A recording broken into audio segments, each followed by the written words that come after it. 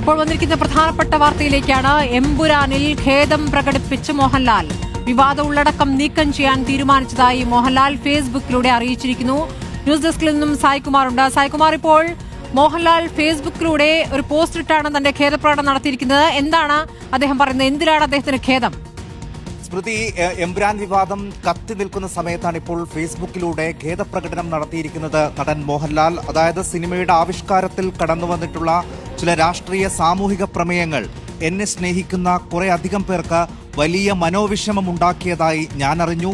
ഒരു കലാകാരൻ എന്ന നിലയിൽ എൻ്റെ ഒരു സിനിമയും ഏതെങ്കിലും രാഷ്ട്രീയ പ്രസ്ഥാനത്തോടോ ആശയത്തോടോ മതവിഭാഗത്തോടോ വിദ്വേഷം പുലർത്തുന്നില്ല എന്ന് ഉറപ്പുവരുത്തേണ്ടത് എൻ്റെ കടമയാണ് എന്ന് പറഞ്ഞുകൊണ്ടാണ് മോഹൻലാൽ ഈ ഫേസ്ബുക്ക് പോസ്റ്റ് തുടങ്ങുന്നത്. അതുകൊണ്ട് തന്നെ പ്രിയപ്പെട്ടവർക്കുണ്ടായ മനോവിഷമത്തിൽ എനിക്കും എമ്പുരാൻ ടീമിനും ആത്മാർത്ഥമായ ഖേദമുണ്ട്.